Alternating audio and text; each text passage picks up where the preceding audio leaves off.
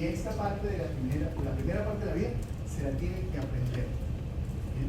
Porque además forma parte de las posibles enfermedades que vamos a tener o que vamos a identificar en el contexto de alteración del metabolismo de purinas y pirimidinas.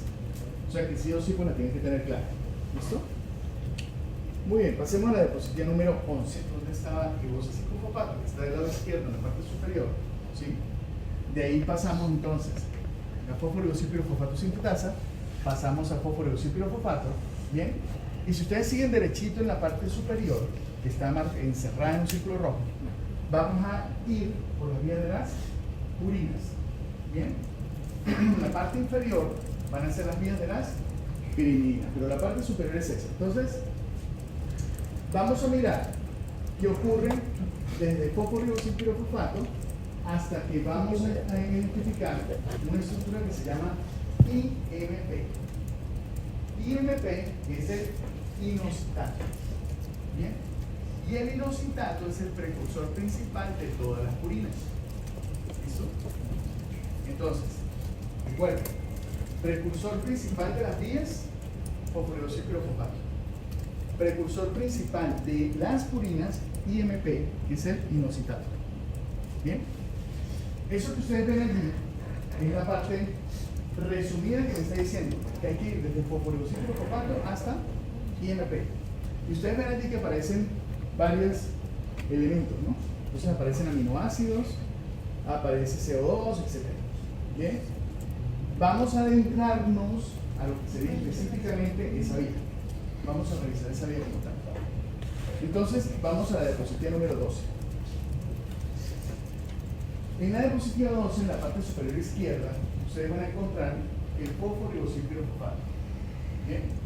Y a partir de allí, ustedes van a ver una serie de reacciones para poder llegar hacia la parte inferior, donde vamos a obtener ya lo que sería el IMP. ¿Sí? Pero fíjense la cantidad de reacciones que tienen que ocurrir. Vamos a tener 1, 2, 3, 4, 5, 6, 7, 8, 9, 10. Prácticamente son 10 reacciones enzimáticas. De todas ellas, vamos a aprender dos enzimas. Las que están referenciadas en la parte inferior derecha de su lámina, que son la glutamina fosforibosilpirofosfato amidotransferasa. Esa es la A. Esa es la primera parte de la vía desde fosforibosilpirofosfato para producir IMP. O sea que va a ser la, digamos, segunda reacción importante después de la formación del fosforibosilpirofosfato. Va a ser esta. Bien. Tarea.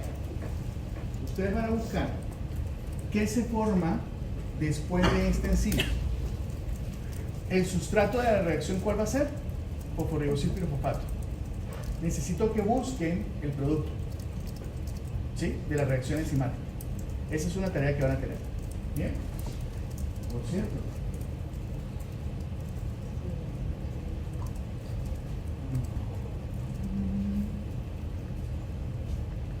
¿cómo es su nombre? No, soy yo. Valeria.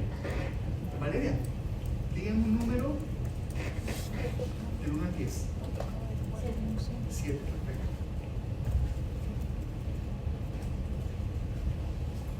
1, 2, 3, 4, 5, 6.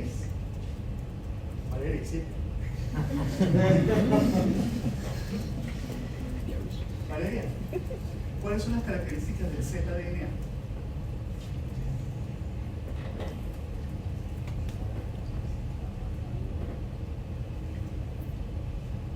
¿No lo revisó? ¿No lo estudió? ¿No se lo dejé ayer de tarea?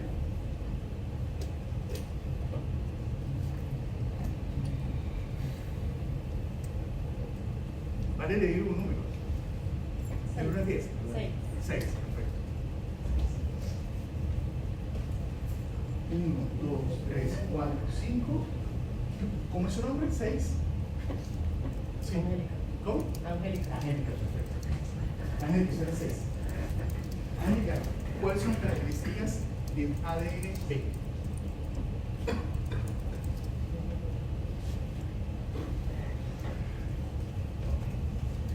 Miren lo siguiente. tienen material acumulado ya de estudio en el Moodle. Les estoy poniendo tareas de preguntas que les van a salir en el parcial. El parcial tiene 50 preguntas y una de ellas va a ser de las características de las formas de ADN. B, Z, ¿cuáles son las características y por qué se forman? O sea que ya solamente les queda aprenderse 49 preguntas, ¿cierto? Ahora, si de aquí a allá no se estudian las formas, pues ya saben que perdieron ya un punto. Ya es una sobre 4.9, no sobre 5. Yo les dije ayer, si uno les pregunta la primera vez y no sabe, puede pasar. Pero esta realmente sería la segunda vez, porque se los dejé de tarea. O sea que ayer no se las sabían. Ya hoy tenían que saberlas. ¿Sí o no? Ok. Muchachos, la medicina es todos los días. Debe, todos los días. Y usted no puede dejar para el día siguiente algo que tuvo que resolver. Entonces, fíjense que de toda la vida que ustedes ven ahí, van a tener cosas así. Entonces, tarea. ¿Cuál es el producto después de la reacción enzimática a partir de la glutamina, fosforibosis, pirofosfato, aminotransferasa? ¿Qué se genera ahí? ¿Bien? Fíjense que después viene una segrega glicina, luego viene un metabolismo que es el de N-formil-THF, y ahí sigue, hasta que llegamos a la enzima B. La enzima B es la adenilosubcinato liasa. ¿Qué van a buscar ustedes? En ese caso van a buscar cuál es el sustrato y cuál es el producto de esa reacción. ¿Sí? Entonces, de todas las enzimas de la vía, de esta vía en particular, necesito que revisen eso. ¿Bien?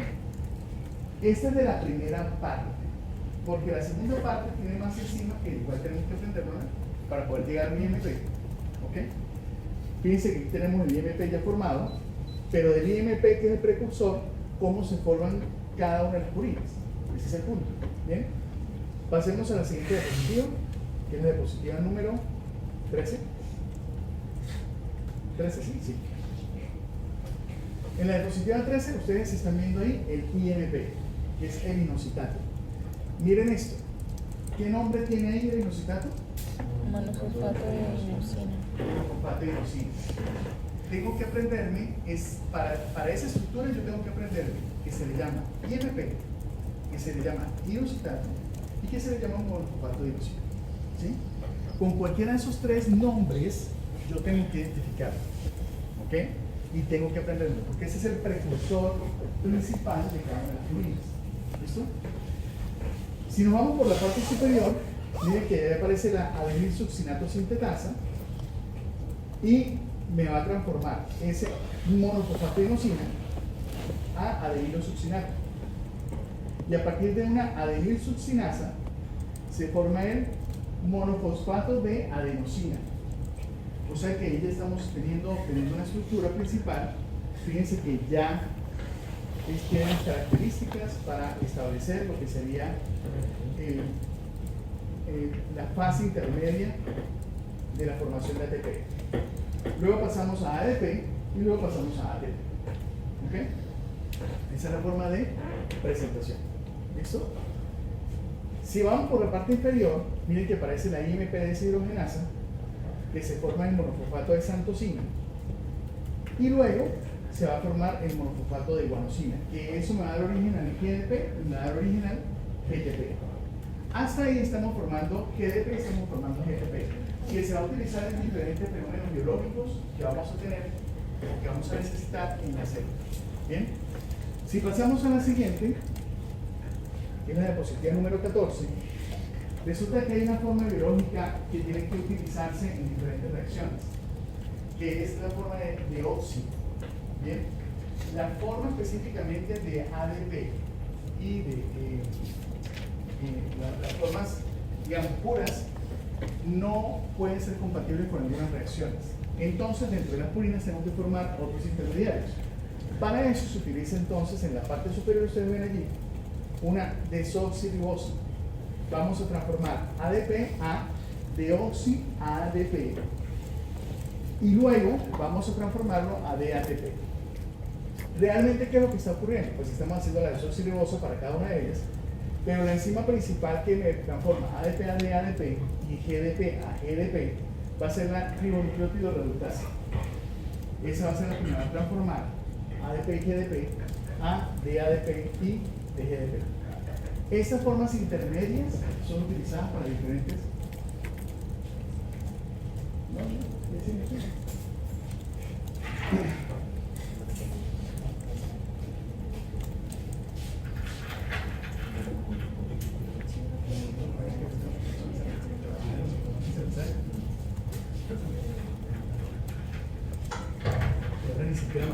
Fíjense que a partir de una quinasa vamos a hacer esta transformación para poder obtener entonces un producto final. ¿Listo? ¿Cómo era que se llamaba la enzima que convertía ADP a DADP? La ribonucleótido reductasa. Bien. Esa es la que permite, como su nombre lo indica, como es una reductasa, lo que permite es hacer una forma de oxi de esos monómeros de presentación. ¿Okay? Entonces, fíjense que cada una de ellas, lo que ustedes están viendo allí, es la forma de presentación de intermediarios que se utilizan en reacciones. Resulta que, por ejemplo, para formar polímeros de nucleótidos, en muchos casos, las formas puras de ATP no funcionan. Yo necesito tener formas de óxido para poder hacer reacciones. Entonces, por eso se necesitan esos intermediarios. Quiere decir que en la vía de las purinas va a tomar o la vía de formación pura o la vía de formación de óxido. Depende de la necesidad de la célula. Ok, pasemos a la siguiente diapositiva. Entonces, fíjense, en la siguiente, lo que ustedes van a ver allí, si no me dejan saber cuál es lo que sí. Eso, perfecto. Fíjense que en la siguiente vamos al esquema general de las pirimidinas. Bien, o sea, vemos el esquema general. Arriba aquí estamos viendo, vuelvo y repito, la fase inicial, que surge a partir de ribosa 5-fosfato. Y de ribosa 5-fosfato utilizamos ¿cuál enzima? Eso, la fosforilusilfosfato sintetasa. ¿Para formar qué? Fosforilusilfosfato. ¿Qué es quién? El precursor de la vía de El sustrato principal para las dos vías, para la vía de purinas y la vía de pirimidinas. Bien. Desde PRP, o sea, el fosfato, fosforilusilfosfato, hasta IMP, esa parte superior es purinas. La que les estoy señalando en esta diapositiva sería entonces la vía de las pirimidinas. ¿Okay? Entonces fíjense que para esta vía, ustedes ven que yo les estoy remarcando en rojo como la parte principal, pero miren que atrás, antes de eso, aparece lo que sería específicamente formas de reacciones iniciales para poder entrar en esa vía. Así como yo necesito la vía de las pentosas, ¿sí? Para formar ribosa 5-fosfato, necesito entrar acá, ¿sí? Y ahí les aparece CPS2. Tarea. Van a buscar CPS2 que tiene que ver con el inicio de la vía de las pirimidinas. Bien. Y van a identificar si solamente es CPS2 o necesitamos otra. ¿Sí? Bueno, eso tiene aquí sus computadores.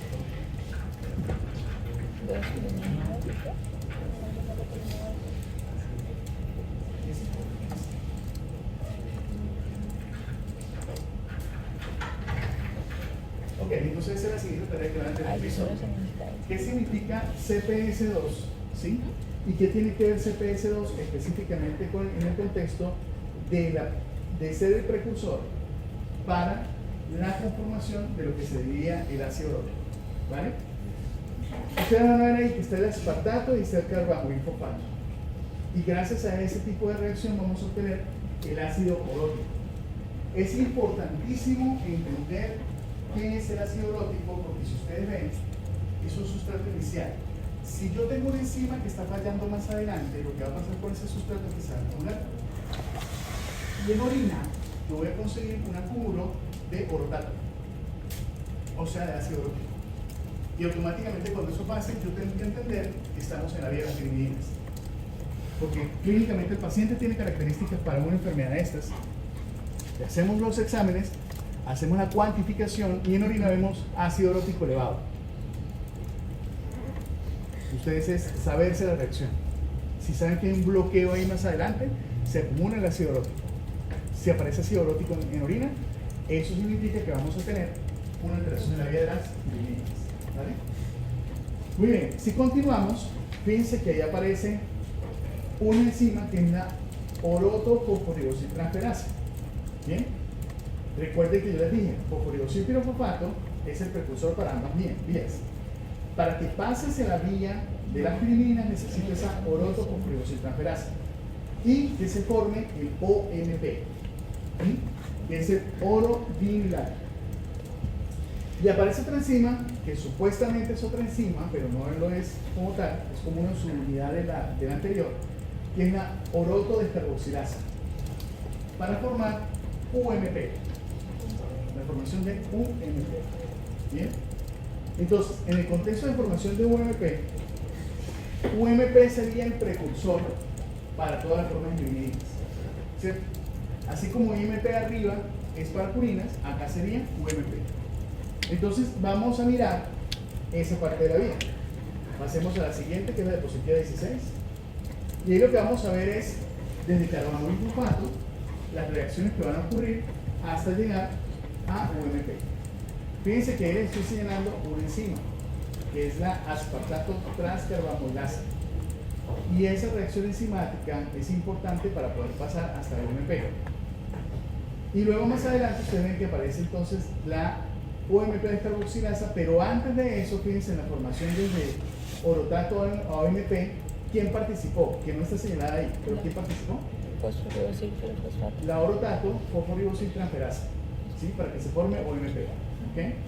Ahí les estoy señalando la OMP descarboxilasa, que es una subunidad final del complejo de formación de esta doble enzima, que tiene esa doble actividad, para que se forme UMP. Miren que UMP, ¿cuántos anillos tiene? Un solo anillo. O sea que estamos hablando de pirimidinas. Ya tenemos la conformación de un solo anillo. Muy bien, pasemos a la siguiente. Fíjense esto. Resulta que yo les hablo a ustedes de dos enzimas: la orotofosforilosiltransferasa, ¿sí? Y la orotodescarboxilasa. A estas dos enzimas en conjunto se les llama UMP sintasa o UMP sintetasa.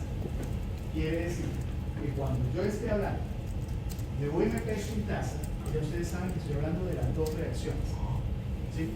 Del orotofosforilosiltransferasa y de la descarboxilasa, precisamente para que se haga el paso del fosforilosil con el ácido urótico hacia OMP y después de UMP pase a UMP, que sería el precursor principal. ¿Okay? ¿Por qué les coloco ese signo interrogante allí? Porque todavía no se tiene muy claro cómo funciona exactamente el complejo enzimático. O sea, sabemos que tiene como estas dos enzimas, pero los mecanismos de señalización de función no los tenemos muy claros todavía en este momento. Entonces, sabemos que hay el sustrato que es de producto, pero el problema es la regulación.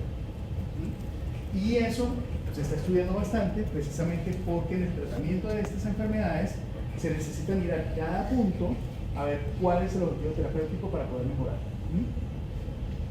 Siguiente. Miren que de UMP yo necesito hacer la transformación hacia UTP. ¿Bien? Porque UTP va a ser al final la conformación de la timina. Y recuerden que tendríamos timina y tendríamos citosina. ¿Sí? Y de UTP lo voy a necesitar hacer la transformación hacia citosina. Entonces fíjense que para que esto ocurra, yo agarro el UMP, que es el precursor de las pirimidinas, y a partir de una UMP quinasa lo transformo en UDP. Y después con otra quinasa lo transformo en UTP. ¿Qué se está haciendo? Quinasa fosforilato. Entonces tenemos que colocar fosfato para transformarlo hacia la forma de UTP. Miren que ya en la forma de UTP, miren las características que tiene. Está la base nitrogenada, que es un solo anillo. Está la pentosa, que su estructura principal pues, es proveniente de la ribosa. Y fíjense los tres fosfatos. ¿Sí? ¿De dónde sale ahora la citosina? ¿De dónde vamos a obtener la citosina? La vamos a obtener a partir de la UTP. Entonces fíjense que tener timina primero es muy importante para poder después obtener la citosina. ¿Bien? ¿A través de qué se hace? De una CTP sintetasa. La CTP sintetasa lo que hace es hacer entonces cambios conformacionales basados en glutamina, ATP y agua, y con base en eso se hacen los cambios. Y si ustedes ven la estructura bioquímica que ustedes tienen allí, los cambios ocurren en el anillo principal de la base nitrogenada. O sea, a nivel del azúcar no pasa nada y tampoco pasa nada en el fosfato. Los cambios bioquímicos ocurren arriba. Si ven como un oxígeno se cambia por un NH2 arriba, ¿sí? Entonces esos son los cambios que ocurren para transformarla en citosina, ¿vale? Siguiente. Pero también necesitamos otro camino, porque así como dijimos que necesitamos intermediarios de OXE en las purinas, aquí también los necesitamos. Entonces fíjense que de UMP, cuando paso por una quinasa para formar UDP, ahí viene una ribonucleótido reductasa, que es lo mismo que estaba pasando en el anterior. ¿Bien? ¿Para qué? Para formar formas de óxido que van a participar en otro tipo de reacciones. Entonces ahí vamos a obtener de UDP y vamos a obtener de UMP. Todas estas reacciones son supremamente importantes para tenerlas completas. ¿Bien? Ahora, yo tengo ahí de UMP, pero necesito obtener entonces de UTP, porque necesito a partir de esta poder obtener una forma de óxido de timina. ¿Qué se hace? Pasemos a la siguiente diapositiva. A partir de DUMP, a través de una timidilato sintasa, vamos a pasar hacia DTMP. Y este paso, si ustedes ven allí, tiene un componente fundamental porque está relacionada con el metabolismo de MTHFR, o sea, de la metiltetrahidrofolato reductasa. ¿Bien? Resulta que ese mecanismo que ustedes ven allí es dependiente de niveles de ácido fólico. Ustedes han escuchado que cuando las mujeres están embarazadas y tienen deficiencia de ácido fólico, ¿qué pasa? Ok, nacen con anencefalia o mielomeningocele, espina bífida, ¿cierto? Y resulta que la falla está a este nivel. O sea, la falla está en la formación específicamente de ese DUMP hacia DTMP, porque falla la reacción principal del metabolismo del ácido fólico. Entonces comienzan a fallar la generación de nucleótidos que son necesarios para la conformación en macro de la división celular y tener todos los componentes necesarios. ¿Bien? Entonces, bueno, vamos a aprovechar una cosa acá, porque hace un tiempo en la Javeriana hicieron un estudio sobre el conocimiento del ácido fólico de los estudiantes de la universidad. Y lo curioso era que los estudiantes de filosofía y de áreas de ciencias humanas sabían más de ácido fólico que los estudiantes de medicina y de enfermería. Eso fue muy loco, porque pues, ¿qué tienen que saber ellos de eso? ¿Sí? Entonces, hagamos una pregunta acá de una vez, y si no se la saben, se la van a aprender de por vida. ¿Bien? ¿Cómo previene usted malformaciones del tubo renal con ácido fólico? ¿Qué tenemos que tener en cuenta? ¿Nadie sabe? Nutrición, listo. Tenemos un problema.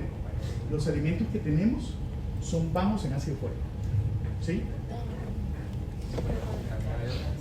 ¿Cómo? ¿Sí?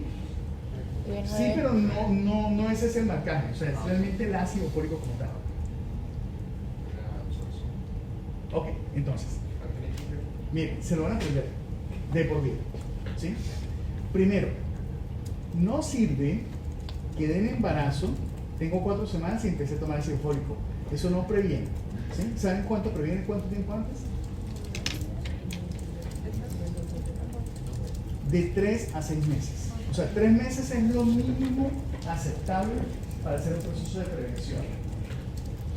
Y entonces, cuando llegan las parejas a la consulta, siempre me preguntan, doctor, ¿y tenemos que tomar los 2? Pues acompañe.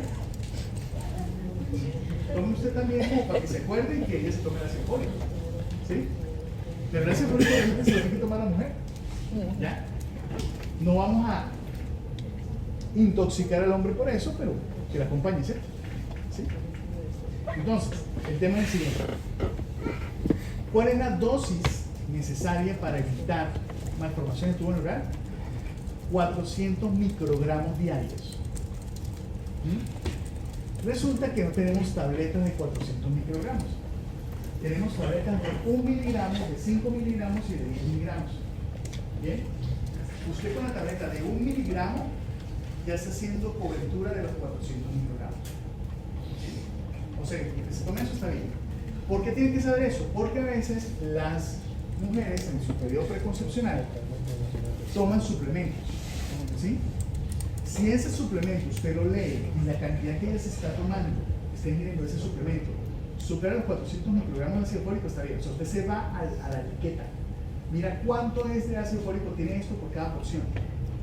Y con base en eso, usted determina si él está haciendo la cobertura diaria o no. Porque a veces hay unos suplementos que por porción tienen 200 microgramos y ella se toma una, no le cubre. Lo más seguro es tabletas de ácido fólico. ¿De cuánto? De 1 miligramos. Bien. De 3 a 6 meses antes, preferiblemente 6 meses antes de embarazarse. ¿Sí? ¿Cuál es la dificultad que tenemos, muchachos? Que la gran mayoría de nosotros somos sorpresa. Ese es el gran problema. ¿Sí? Entonces, no es tan fácil verificar que realmente alguien tomó la decisión de que quiero quedar en embarazo y estoy planificando y dentro de 6 meses voy a quedar en embarazo. Esa parte es la que no es fácil. ¿Bien? Por eso se ha intentado hacer la fortificación de los alimentos en Colombia. Y hasta la fecha hemos fracasado. No hay forma. ¿Sí? Pero por eso ustedes como estudiantes de medicina sí lo tienen que saber y tienen que, en su parte de asesoría, ¿sí? Tienen que hacer la indicación. ¿Bien? Chile lo hizo. Chile fortificaron los alimentos y de una vez la curva de malformación del sistema nervioso descendió. Todos los defectos tubo neural descendieron. ¿Sí?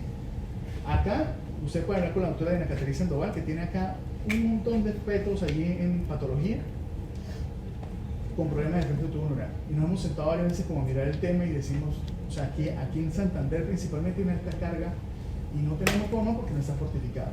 Se han hecho intentos, se intentó fortificar el arroz, pero el arroz en la costa lo lavan demasiado y al lavarlo tanto le quitan la capa de ácido fólico. Entonces dijeron no. Entonces dijeron, bueno, ¿qué es lo otro que vamos a fortificar? La harina. Y los empresarios de la harina dijeron, ah, sí, con mucho gusto, pero ¿quién pone la plata para la fortificación? Entonces el gobierno dijo, pues ustedes, pues fortifiquen y metan la plata a la harina, o sea, suban la harina. Entonces dijeron, no, nosotros no le vamos a subir a la harina. El Estado tiene que fortificarse. Ahí se quedó el huevo trancado y no hemos hecho nada. O sea que estamos mal en ese sentido, así que la única es que ustedes conozcan cómo hacer el proceso de prevención. ¿Bien? Otra cosa importante, si usted dejó de tomar el ácido fólico un día no pasa nada. Si dejó de tomar el ácido fólico 2 días no pasa nada. Ya a partir del tercer día empiece a contar otra vez. O sea, empiece a contar los 3 meses. ¿Sí? Si usted falló una semana, empiece a contar. Los depósitos se caen muy rápido. ¿Bien? Eso hay que empezar a contar rápido. Ahora, si usted tiene un hijo con defecto de tubo neural y ya lo tiene, ¿sí? Y va a tener otro hijo, ¿cuál sería la dosis? La dosis es de 4 miligramos diarios. O sea, ya no son 400 microgramos, sino 4 miligramos. Quiere decir que si usted suplementa y usted le dice a la señora, no es que la dosis es 400 microgramos, pero ya tiene un hijo con defecto tubo neural, usted está por debajo de la dosis. Ya no le sirve la tableta de 1 miligramo. Tiene que utilizar la tableta de 5 miligramos o la de 10 miligramos. ¿Bien? Eso es importante tenerlo claro. ¿Listo? Y eso está basado precisamente en este problema que tenemos, que es la transformación de DUMP a DTMP. ¿Vale? Siguiente diapositiva. Sí, claro. ¿Cómo la célula puede comenzar? El UDP va a pasar a ser UTP para formar CTP en vez de pasar a ser DUMP. Todas estas reacciones que ustedes ven aquí están pasando al mismo tiempo en una fase basal. Es decir, la síntesis siempre se está haciendo y siempre se está llevando hacia las diferentes vías. Pero cuando la célula entra en división celular y necesita, por ejemplo, para hacer el proceso de síntesis, de replicación del ADN, necesita muchos nucleótidos, ¿qué va a hacer? Activar automáticamente la transformación hacia de ATP, DMP, o sea, todas esas formas. ¿Sí?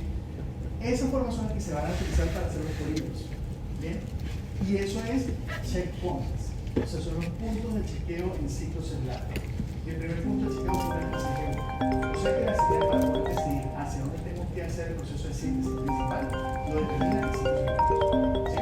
Si yo estoy en una fase quiescente, en una fase quiescero, como no estoy necesitando una carga alta de nucleótidos para formar una molécula, pues la basal funciona bien. Igual esto produce por la bien porque usted necesita de todas maneras moléculas de sintetización celular, necesita para la conformación de las coenzimas, necesita todo lo que vimos en la sintetización de la proteína. ¿Bien? Pero cuando usted entra a ciclo celular y necesita mayor cantidad de nucleótidos, ahí es donde cambia. Y la señalización se llama fase G1. Bueno, ¿para qué es el UTP y el CTP? Bueno, el UTP es... No sé, ¿para qué?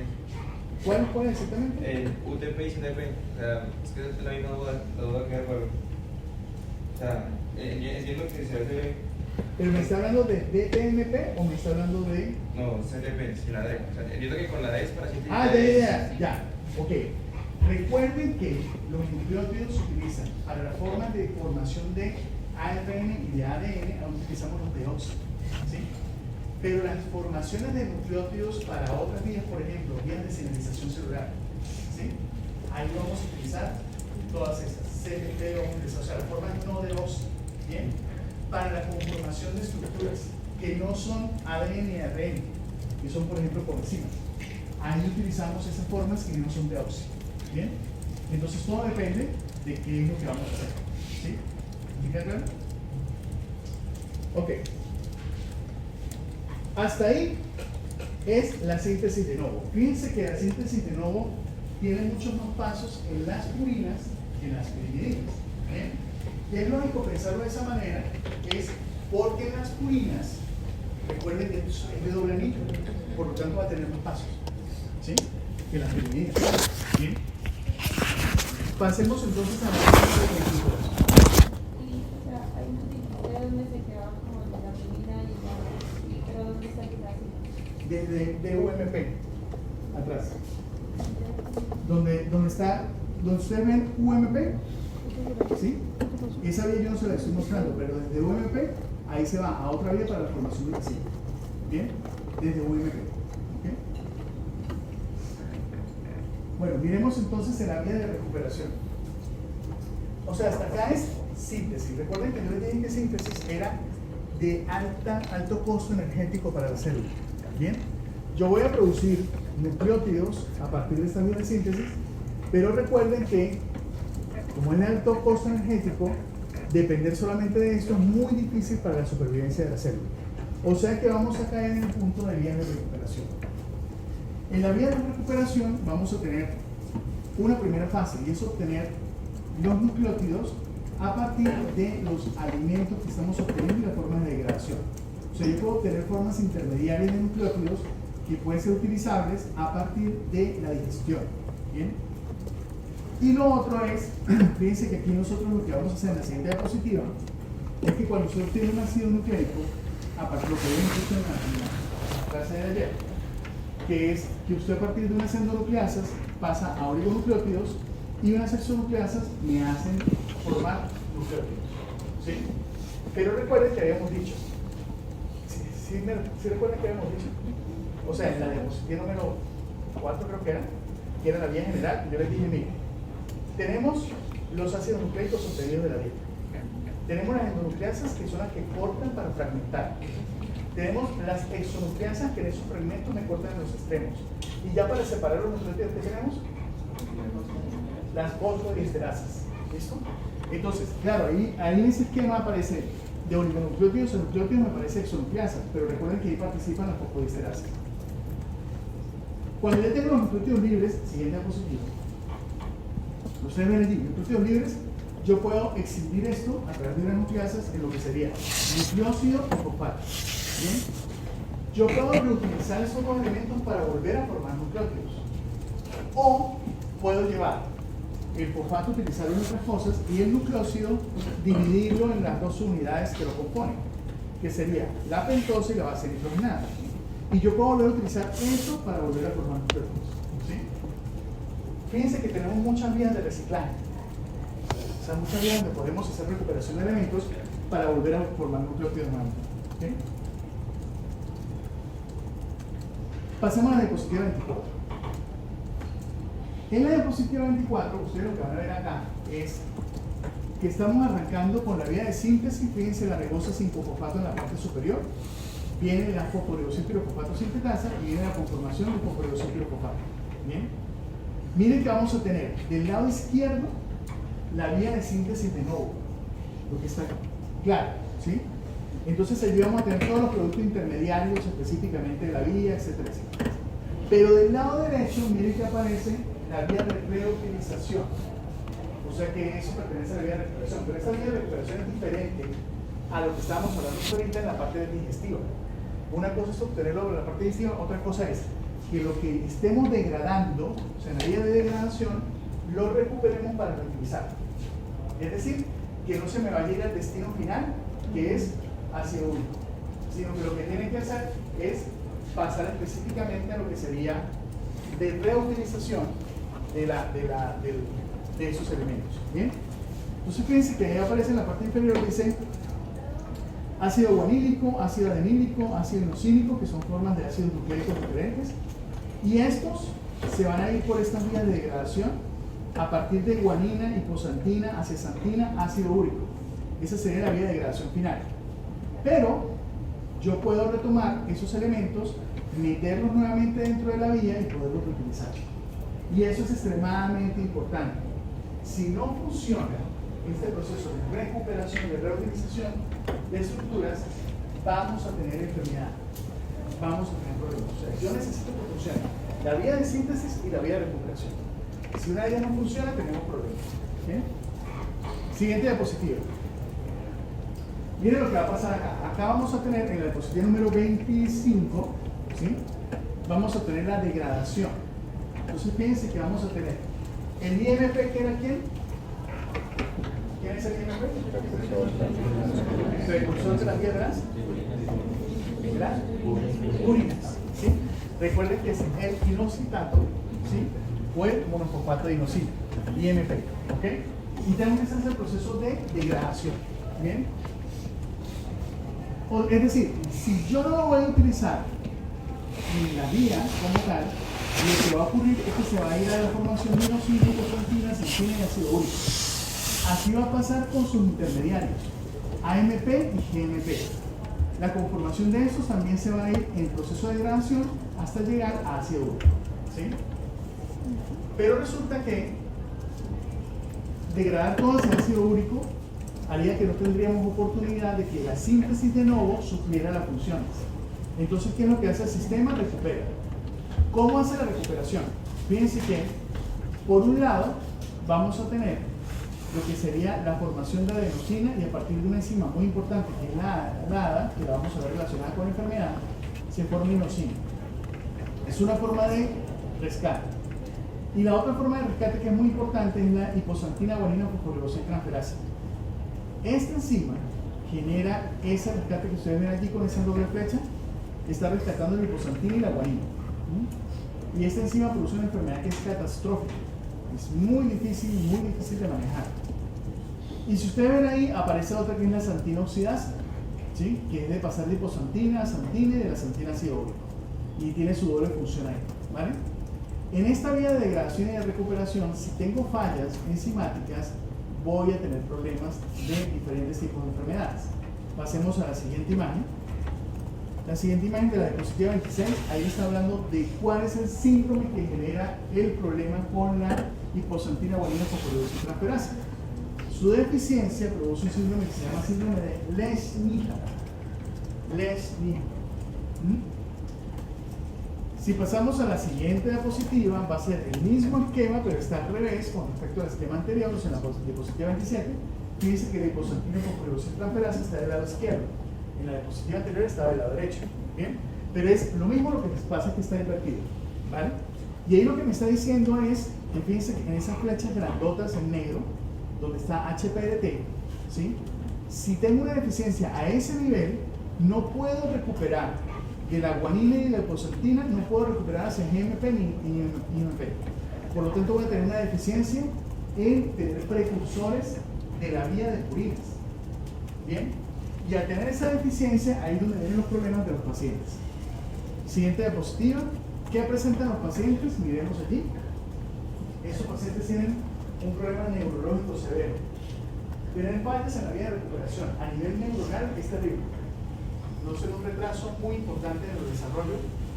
Ustedes lo que están viendo allá son unas componentes que se le colocan a los pacientes porque ellos hacen fenómenos de automutilación. ¿Sí? Entonces ellos se mutilan literalmente los dedos. ¿Sí? Se arrancan las falanges.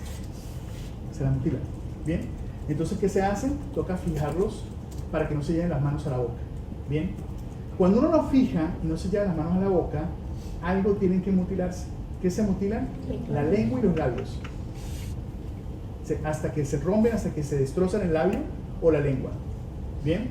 Entonces sabemos que en estos momentos esa falta de formación de IMP está relacionada con un problema de sensibilidad del dolor y hace que ellos tengan automutilación. ¿Bien? Y por eso ustedes ven que hay unos elementos allí para la parte dental también. ¿Sí? Pero esa automutilación, o sea, simplemente sucede porque el paciente no percibe el dolor. No percibe el dolor. Simplemente es por eso. Es por eso. No percibe el dolor. Bueno, ojo, no percibe el dolor, pero además de eso tiene un problema neurológico grave. ¿Sí? Entonces tiene las dos cosas. O sea, tiene el retraso del neurodesarrollo y no percibe el dolor. Porque yo no sé si ustedes han escuchado de personas que no perciben el dolor, neurológicamente están bien, no perciben el dolor, se fracturan, no les duele, ¿sí?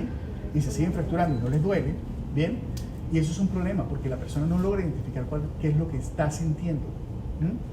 Hay un capítulo de Dr. House de eso. Okay. Entonces no percibe qué es lo que está sintiendo. ¿Listo? Pero esas personas neurológicamente están bien. Estos no. Estos tienen un problema de neurodesarrollo asociado a la falta de sensibilidad y hacen que se mutilen. ¿Bien? Yo particularmente, nosotros acá, la profesora Adriana Gil con el profesor Fernando Rodríguez, ellos acá tuvieron una familia de varios miembros con la SNIA. Yo particularmente he visto solamente un miembro de una familia, porque pues eso es una enfermedad que es genética y es hereditaria. Entonces, yo he tenido solamente la oportunidad de ver casos de forma aislada en las familias, ¿sí? Pero yo sí tuve una familia que era una familia donde habían varios hermanos y los fenómenos de autolesión eran muy importantes, ¿bien? Tal vez, yo he tenido yo tuve un caso que no es del metabolismo de proteínas femeninas, fue un caso de una alteración de otro medio. Que la paciente, cada vez que entraba a la consulta, se golpeaba, ¿bien? Pero se golpeaba a un nivel durísimo que se dislocaba la mandíbula. O sea, yo llegaba, se daba, agarraba el puño y ¡pah! Y de repente y hay que volver otra vez a colocar, ¿sí? Y se daba contra la pared, durísimo, ¿bien? Y la paciente, a medida que fue creciendo, sus fenómenos de autolesión fueron disminuyendo. Sin embargo, estaba en consulta, yo estaba con la residente de pediatría y yo le explico a la residente, le digo, mire, cuando esa niña entra aquí a la consulta, necesito que usted entienda que ella se autolesiona, ¿sí? Y uno pues trata de hacer medidas de contención, pero yo le estaba diciendo eso a ella para que no se asustara por lo que iba a ver, ¿sí? Porque no es normal ver eso. Entonces ella me dijo, bueno, entró la china y la china súper bien, se sentó, todo iba normal, ¿sí? Entonces ella decía, mirando a la china, a ver cómo iba a pasar algo, ¿no? ¿A qué hora se agarra Y la la china, patada? normal, pasaron 15 minutos en la consulta, todo iba bien, todo normal. Entonces la residente me dijo, pero está bien, no pasa nada. Y de repente la china se queda mirando a la residente. Yo cuando veo la mano, yo dije, listo, ya se va a dar. Levanta la mano y ¡pah! Se da durísimo. La residente casi se me cae así, ¿sí? Yo le dije, ¿usted quiere se va así? No, yo nunca había visto eso, doctor, no sé qué. Yo le dije, muy duro, ¿sí? Entonces son fenómenos de problemas de autorregulación y de control, pero principalmente hay fallas de sensibilidad al dolor y hacer eso. Entonces en la enzima no ocurre eso, ¿sí? Y fíjense que la falla está en esa enzima en la vía de recuperación. Ok, siguiente diapositiva, la 29. Creo que esto, pues, o sea, Lesnian creo que ustedes nunca han visto Lesnian. ¿O alguna vez visto Lesnian?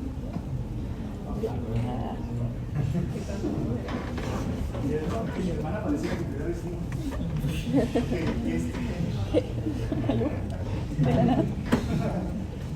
pero contra el otro, Sí, ahora sí como Bueno, entonces, pero ese que usted ve acá, esta diapositiva, creo que sí es algo que o ustedes tienen familiares que sufren de esto, o amigos, o ustedes, no sé, ¿sí?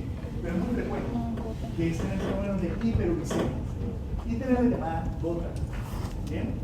Entonces, esta alteración es precisamente por una falla en la generación final de ácido úrico.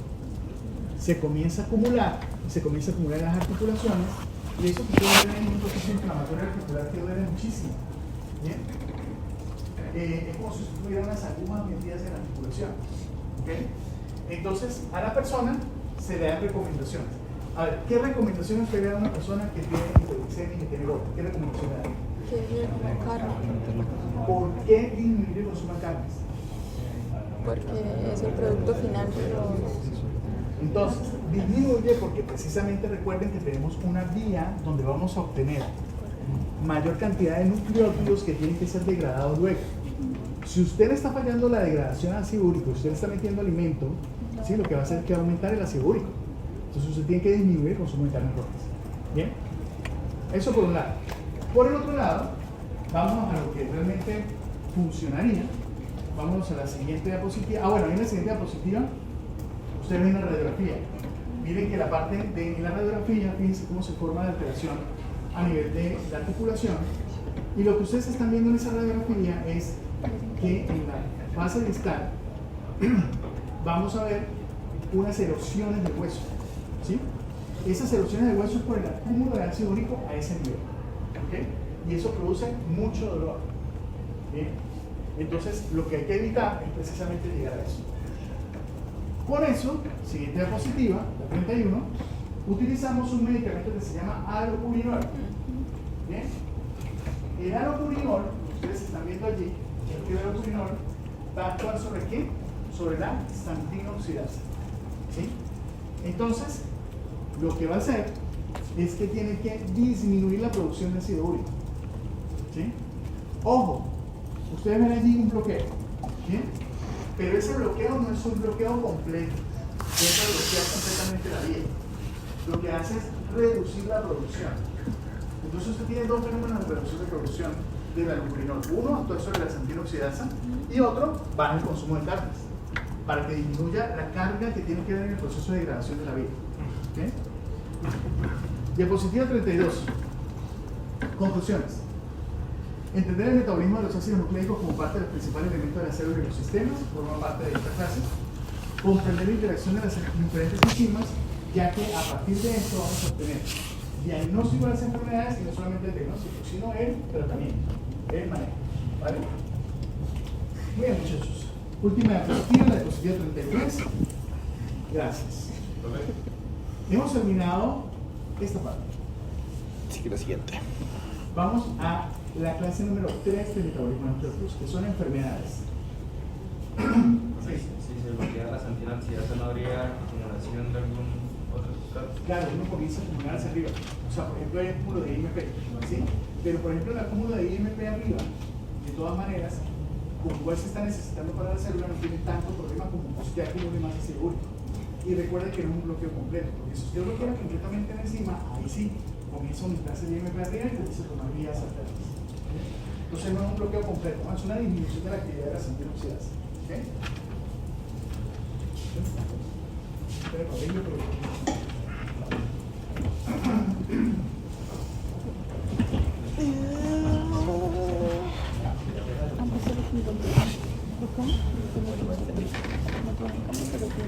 Por favor, vamos a abrir la presentación que dice metabolismo número 3.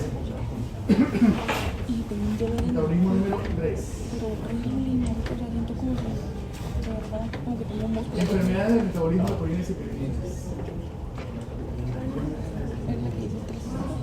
La primera diapositiva. Enfermedades del metabolismo de purinas y pirimidinas. Entonces, ya que conocemos que existe la vía de síntesis, que existe la vía de replicación, vimos dos condiciones relacionadas con esto, que es les dije y lo que es la parte de gota y hiperuricemia. Vamos a ir a mirar qué componentes son importantes en las enfermedades más frecuentes de estas vías. La siguiente diapositiva dice enfermedades genéticas. Bien, Y aparece una clasificación: cromosómicas, monogénicas, multifactoriales y mitocondriales. ¿Bien? Yo siempre les digo a ustedes que eso es importante tenerlo claro. Recuerden que yo les comenté el problema que tuvimos con esa discusión en la Junta, donde era un niño con fibrosis quística y iban a tomar un cariotipo, un FISH.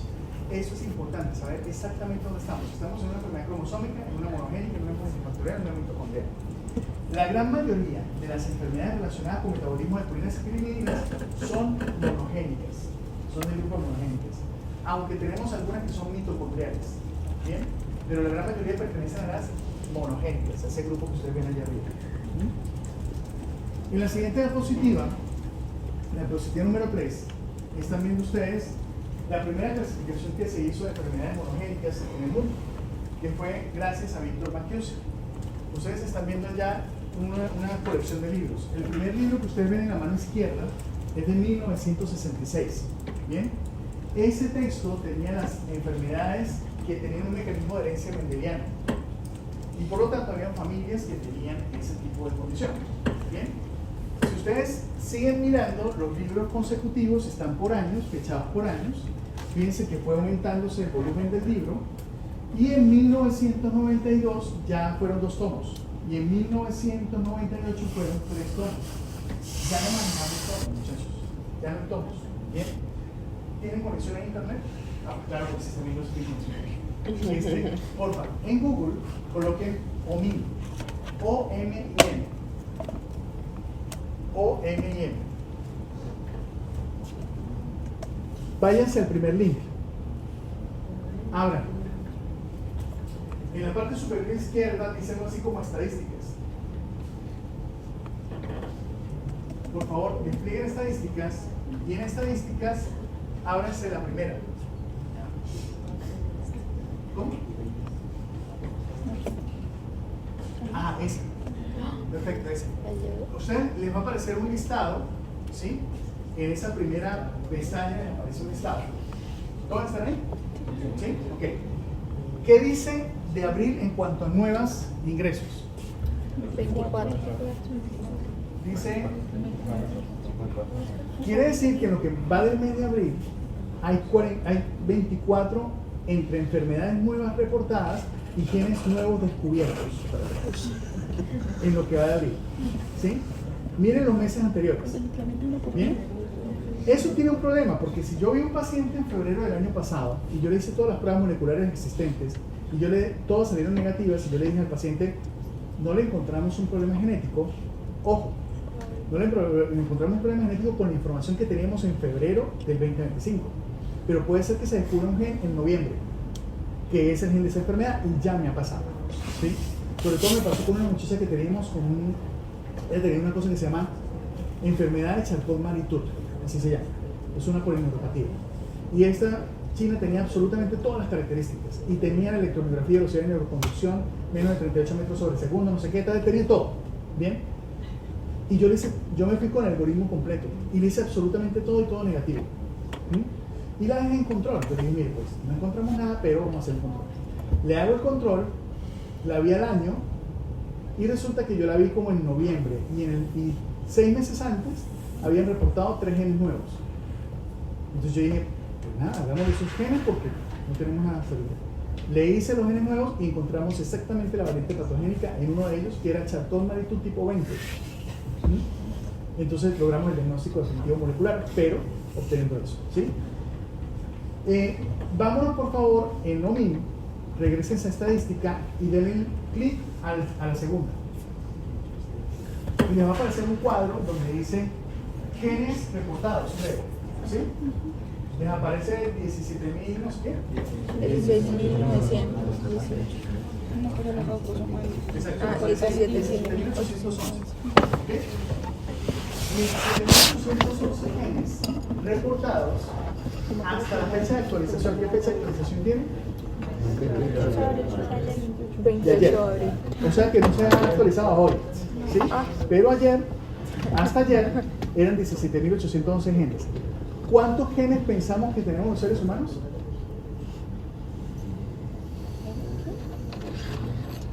Creo que eso no lo habíamos hablado. A ver, de todo el material, de todo el ADN ¿Cuál es el porcentaje codificante? Tengo todo mi ADN, tengo todos los cromosomas, todo el ADN, todo completo. ¿Cuánto es el porcentaje codificante? O sea, ¿cuántos hay genes que produzcan proteínas estructurales o funcionales para formarnos a nosotros? ¿Cuál es el porcentaje? Den un número, así sea. ¿60? ¿60 números? 60%, 70%. ¿Sí está de acuerdo? Como 30%. 10%. Van reduciendo, ¿no? 90%, dice. ¿Cuánto? El más cercano a él. 2%. De todo el material genético, solamente el 2% es codificante. O sea, solamente en 2% tenemos genes codificantes. Antes le llamábamos al 98% restante del ADN, le decíamos ADN basura. Ignorancia. No teníamos ni idea que el resto del ADN tenía fenómenos regulatorios. Y forma parte de la regulación de la expresión génica. ¿Bien? O sea que hoy en día ha tomado muchísima importancia esas regiones donde no hay genes. ¿Bien? Pero fíjense que todavía no tenemos todos los genes descubiertos.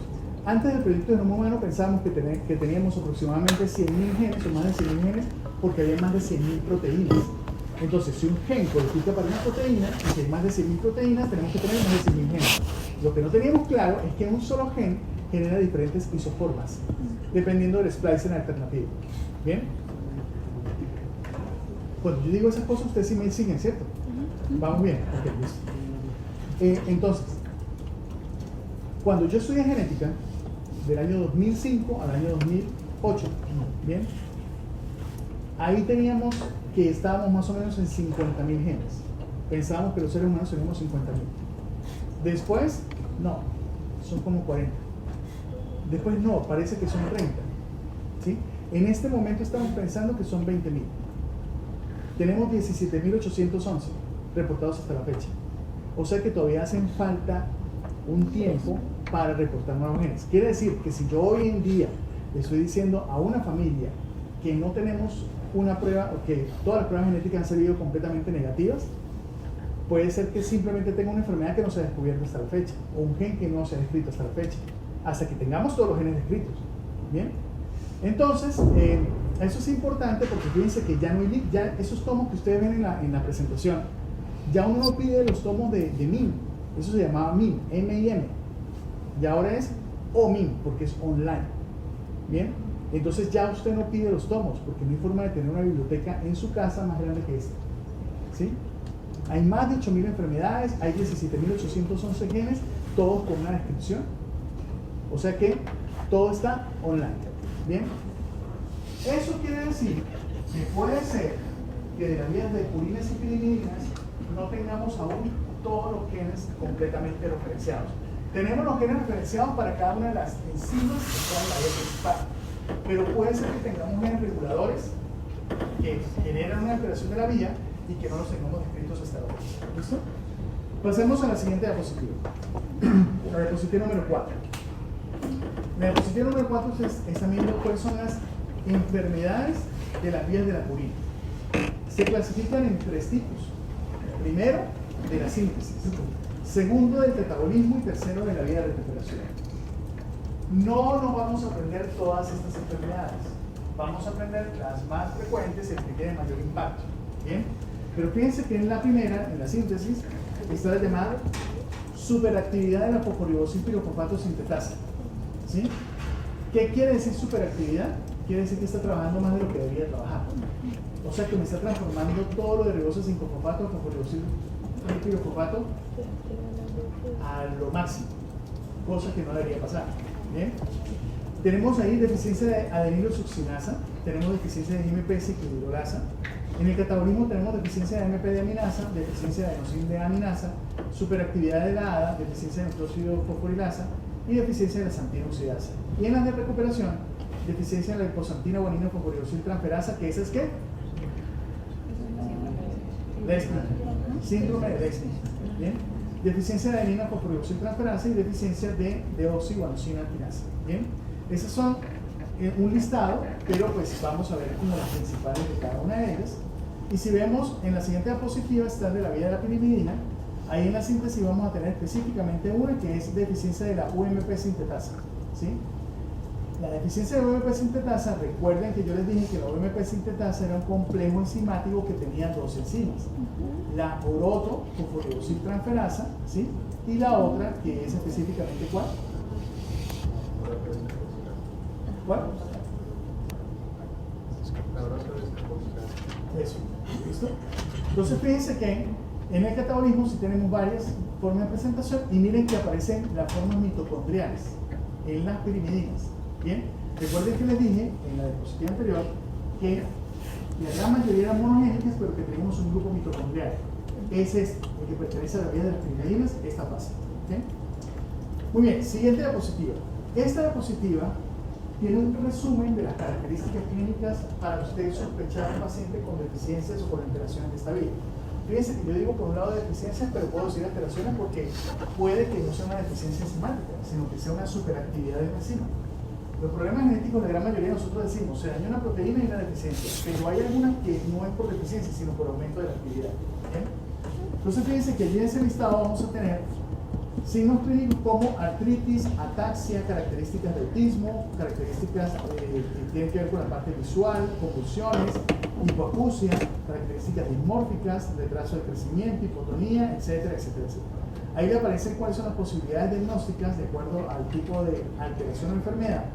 Y del lado derecho aparecen otras características más la parte de los laboratorios. ¿Bien? Más que aprenderse esta tabla así como está acá, yo lo que quiero es que ustedes entiendan cuándo uno tiene que comenzar a sospechar en este tipo de condiciones. Entonces, vamos a ver qué características son. Así que vamos a ir delimitando cada una de ellas y saber cuál es la importancia de ellas. Siguiente diapositiva, número 7. Entonces, usted tiene que pensar en alteraciones de esta vía cuando usted tiene una artritis otosa. ¿Sí? Si usted tiene una alteración articular con un proceso inflamatorio y usted ve que realmente eso está relacionado con la posibilidad de una elevación de ácido úrico, piense que el problema está en esta vía. Usted no va a pensar en la vía de carbohidratos, usted no va a pensar en ninguna otra vía, tiene que pensar en esta vía. ¿Vale? O sea que este signo es muy importante. Y es importante que ustedes entiendan que existen diferentes formas de artritis reumatoidea, etc. Este tipo en particular tiene una característica que es un proceso inflamatorio agudo, pero que deja consecuencias a largo plazo a medida que se van depositando, porque se va dañando la parte del hueso y de la articulación. Pero es de forma continua y constante, pero sobre todo hay signos inflamatorios. ¿Bien? Entonces ustedes lo que van a ver ahí es que hay enrojecimiento, hay dolor, hay rubor, hay calor. ¿Bien? Ahí se está mostrando en el pie, pero también puede ocurrir en la rodilla o en otras articulaciones. Vamos a pasar al video número 1 para hablar de... espérense un momento. Sí. Vamos a hablar de ataxia. Entonces, por favor, van a abrir el video número 1.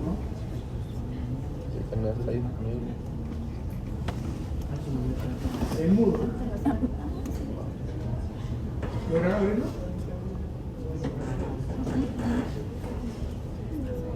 ¿O no lo pueden abrir? ¿Cuál? Sí, pero ¿cuál? ¿No les abro? El primer es la taxa. ¿Ataxia? No me lo dejaron. A mí no me lo dejaron. A mí tampoco me lo dejaron. Pero aquí sí les abre.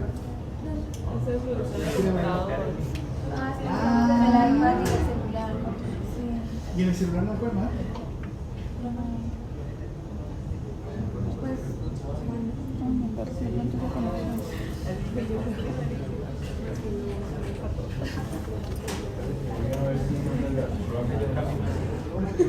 ¿Y hablar del archivo qué? ¿Está en YouTube?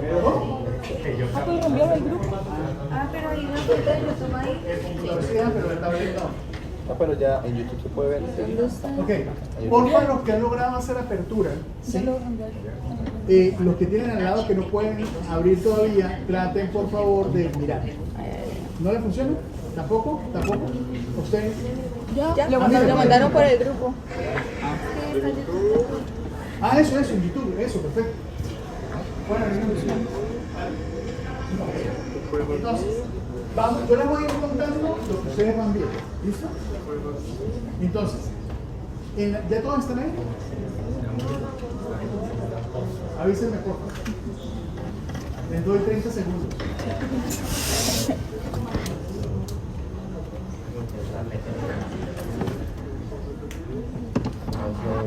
Entonces, 5, 4, 3, 2, 1, ya. Entonces, vamos entonces a darle el clic de play desde el principio. ¿Listo? Lo primero que van a ver ustedes es un paciente que está caminando en un pasillo, ¿sí? Y miren ese paciente que tiene dos características importantes. Una, que amplía la base de sustentación, ¿sí? Está ampliando la base de sustentación. Se está haciendo esto para poder tener un equilibrio, ¿bien? Y si ustedes ven los brazos, miren que los brazos van en esta forma también extendidos para poder tener un equilibrio. La gente cree que una persona que tiene esto está tomada, ¿sí? La gente cree que está borracho todo el día, ¿bien? Y dice, uy, este man sí toma. Y los pacientes me lo han dicho, que dicen, no, que en la cuadra todo el mundo cree que yo soy un borracho, ¿sí? Y resulta que lo que tienen es una ataxia. A esto se le llama ataxia, ¿bien? Bueno, yo estoy siguiendo ahí, sigo con el mismo señor. Miren que ahora él está tratando de hacer una cosa que se llama caminata de punta talón. Antes de pasar al señor que hace con el dedo así, al besito, ¿sí? Él está tratando de hacer una cosa que se llama punta talón, punta talón, punta talón. O sea, usted cuando tiene el equilibrio, el problema es que ustedes hagan en su casa. O sea, si usted tiene su pie acá, si usted coloca punta talón, ¿sí? Y usted coloca el siguiente, y usted comienza a caerse hacia los lados. La consulta la tengo a las 2 de la tarde los días martes aquí en el hospital. ¿Sí? Entonces, hay que mirar eso. Lo otro que van a ver ustedes ahorita es una cosa que es una prueba que es precisamente poder ver hacia la punta del dedo, hacia la punta de la nariz, si hay simetría y si hay coordinación. Miren lo que está pasando con ese paciente. Fíjense la dificultad que tienen para realmente llevar hasta la nariz, ¿sí? El dedo. Se hace con la otra, miren que es la punta de la nariz y él más o menos logra, pero miren en ese proceso y cuando le están cambiando la posición, como él trata de ubicarse, pero no lo logra. Ok, el siguiente aparecen unos pies, ¿sí? La cámara apunta a los pies. Miren, es una persona que tiene ataxia, que tiene los pies juntos, ¿bien? Lo que ustedes van a ver ahí son fasciculaciones musculares tratando de mantener un equilibrio. Entonces ven los músculos que están allí haciendo como tratando de mantenerse. ¿Sí se alcanza a ver, verdad?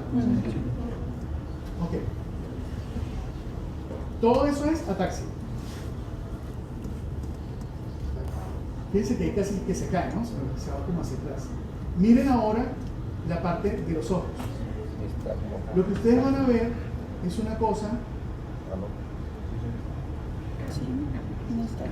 A ver, si alcanzan a ver que cuando él hace una mirada extrema, hace un movimiento, ¿sí? Ustedes hacen como llamarían, pero eso no es nistagmus, ¿sí? O sea, el nistagmus es constante. El nistagmus es o en la forma horizontal o en la forma vertical, de forma pero constante, ¿sí? Estos se llaman movimientos sacádicos. Los movimientos sacádicos, usted hace la mirada extrema y comienza a hacer eso. ¿Sí? Movimientos sacádicos. Y es muy típico de los fenómenos de ataxia. De repente más adelante se ve un poquito mejor. Cuando él mira hacia un extremo, ven que el ojo hace esto. Tratando de seguir lo que le están diciendo, el ojo comienza a girar, a mirarse los lados.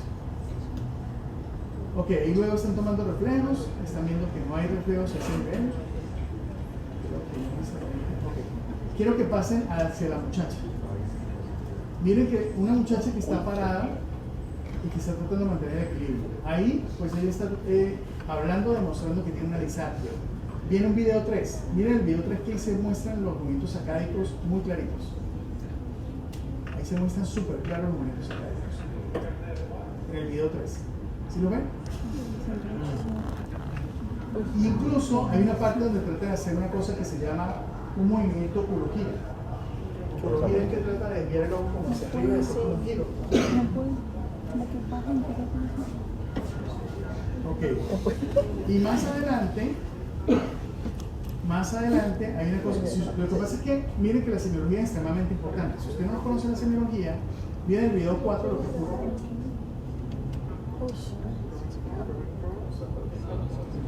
Cuando usted, exactamente, o sea, cuando usted dice a una persona, mira al lado izquierdo y después gira al lado derecho. Cuando usted gira al lado derecho, sus ojos van con el giro de la cabeza. ¿Sí? Miren que en esta paciente los ojos se están quedando pegados y está girando. ¿Bien? Entonces fíjense que eso es un signo semiológico relacionado con ataxia también. ¿Ok? Muy bien. Volvamos a la presentación. Vamos al número 9, entonces vamos a ver otro video. Ya les digo. Ese sí no nada, pero ese sí no está en YouTube. Ese es un video de un paciente de la consulta. Miren a ver si lo pueden abrir. Ese es el segundo video.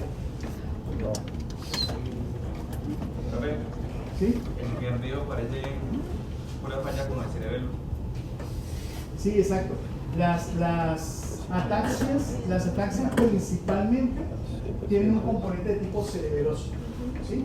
De hecho, tenemos un grupo que son las ataxias espinocerebelosas. ¿Okay?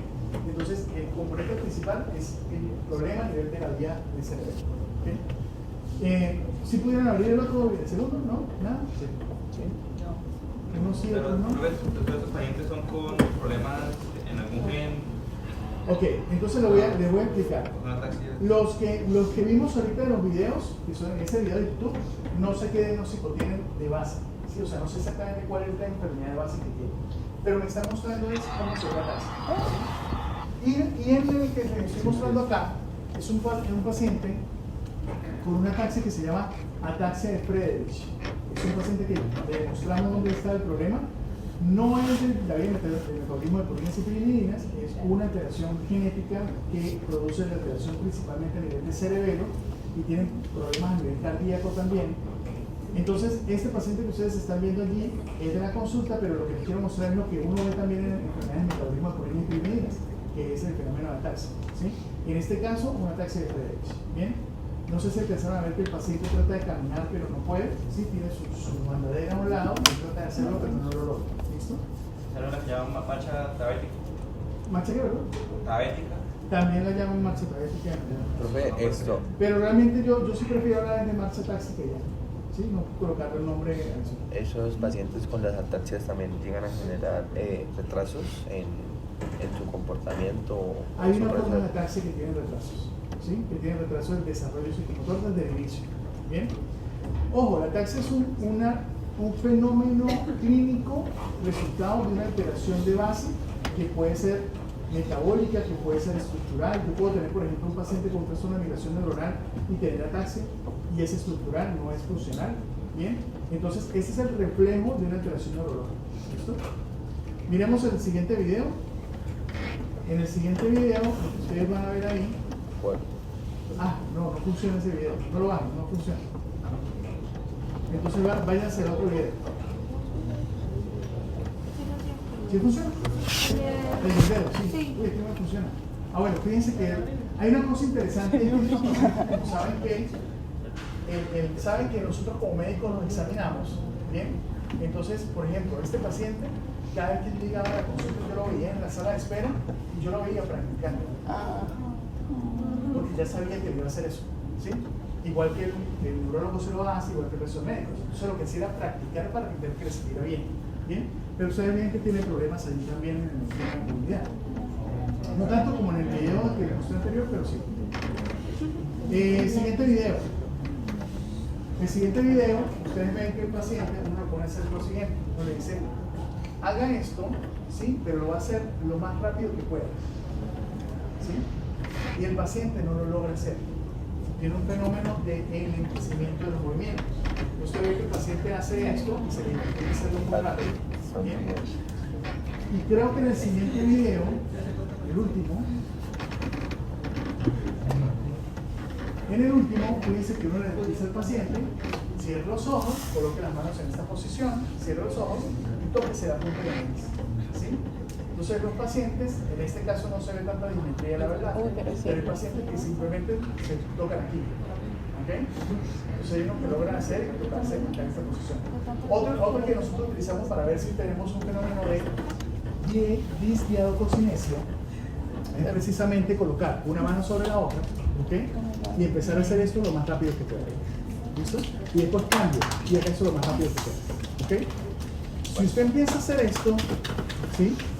La consulta la tengo los martes a las 9 de la tarde. Entonces, usted no va a hacer solamente que tenga diadotocinés, que no tenga disdiadotocinés. Y ahí la conecté esta. ¿No? Ok. Esta Volvamos a la presentación. Y diapositiva número 10. Diapositiva número 10. un poquito más rápido. La 10 está hablando de rasgo autista. Bien. Creo que es una de las cosas más inespecíficas que hay, pero si yo comienzo a vincular esto con otras características clínicas en el paciente, tengo que comenzar a pensar en esta vía metabólica. Bien.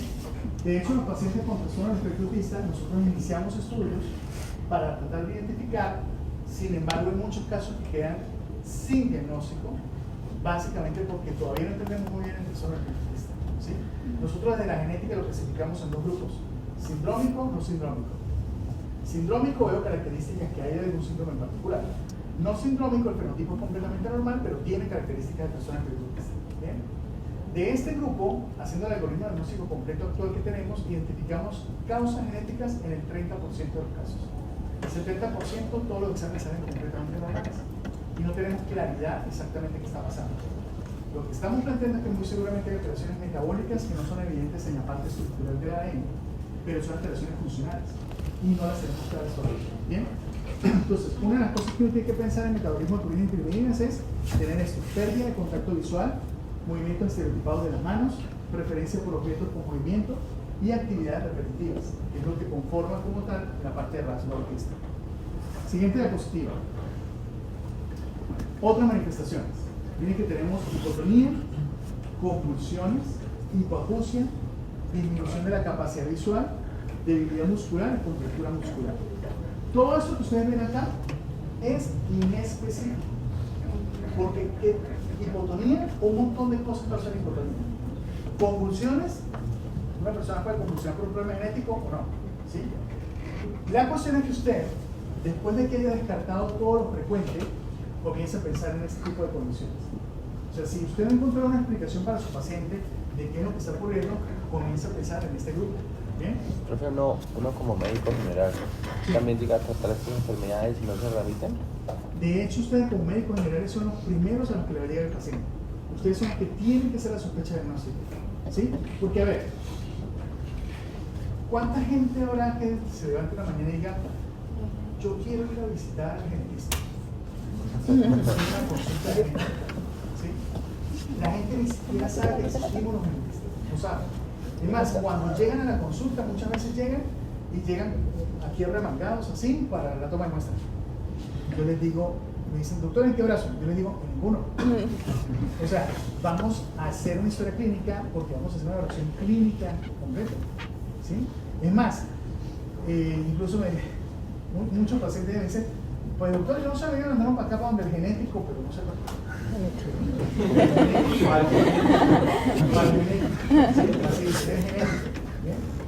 Entonces, incluso en la conferencia que tuve yo hace poco en el Congreso de Enfermedades Raras acá en el HIC, hice una imagen del genético con IA. Se las voy a poner ahí para que la vean. Es el genético. ¿Sí? Entonces decimos ya. ¿Bien? Entonces, el tema es que ustedes son la puerta de entrada. O sea, ustedes son los que tienen que sospechar en este tipo de condiciones. ¿Bien? Obvio. Y siempre vamos por algo que es muy importante. Miren siempre lo más frecuente. ¿Sí? El problema es que usted no se puede quedar, o sea, si usted mira lo más frecuente y no le consigue una explicación real, investigue.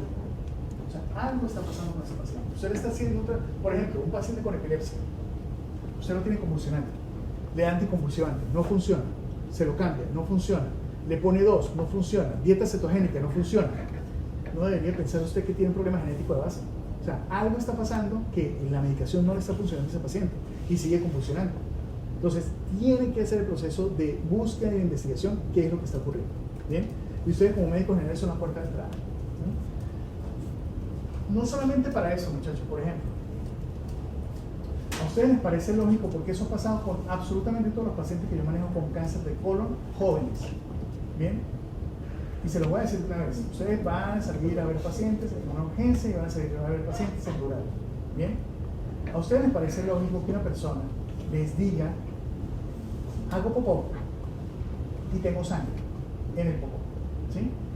Y ustedes digan, parásitos, y dan un antiparasital. Miren, absolutamente todos los pacientes que tengo jóvenes con cáncer de colon, jóvenes, porque una cosa es un paciente de 65 años. ¿Sí? El paciente de 65 años, tengo sangrado, métale el endoscopio hasta por la oreja. ¿Sí? Pero el problema es un paciente de 20 años, una paciente de 17 años que está sangrando, ¿sí? Que le dice, hago popó con sangre. ¿Qué hace el médico? Antiparasitario. La historia natural de todos mis pacientes con cáncer de colon, entre los 14 años a los 30 años que tengo, todos les ha pasado exactamente lo mismo. Van antiparasitario, vuelven antiparasitario, regresan antiparasitario, vuelven otra vez antiparasitario, hasta que se obstruyen. O sea, hasta que el cáncer produce la obstrucción, y ahí sí. Ay, era que tenía cáncer de colon. Bien. Entonces, muchachos, si ustedes ven que un paciente consulta y ustedes están en urgencias, y usted le pregunta, bueno, ¿y eso desde hace cuánto le pasa? No, es que el doctor, yo he visitado varias veces. Si el paciente le está diciendo que he visitado varias veces, póngale atención. Mire qué está pasando. Hay que buscarle qué está pasando. ¿Listo? Pero si no pueden ser hemorroides. Puede ser hemorroides, pero entonces el problema es que se van por allí y pierden de vista la posibilidad de cáncer. ¿Sí? De hecho, muchos pacientes les han dicho, esos son hemorroides. ¿Sí?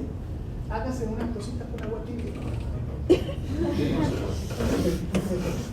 Y resulta que tiene cáncer de colon. Entonces, muchachos, pilas cuando ustedes vean que un paciente ustedes tienen con una enfermedad que no se comporta de la manera que ustedes se han estudiado y que está haciendo diferentes cosas. ¿Vale? Bueno, me queda exactamente un minuto para pasar a la siguiente diapositiva, que es la diapositiva número 12. ¿Bien? Infecciones recurrentes, cálculos renales, retardo de crecimiento, insuficiencia renal y automutilación. La automutilación sí es muy específica para esto. ¿Sí? Si ustedes ven que una persona se está quitando las falanges, no creo que usted diga, claro, ¿no? Bueno, le gusta quitarse la falange. Como para el cardiólogo. Tiene hambrecita. No, se está automutilando. Tiene un problema.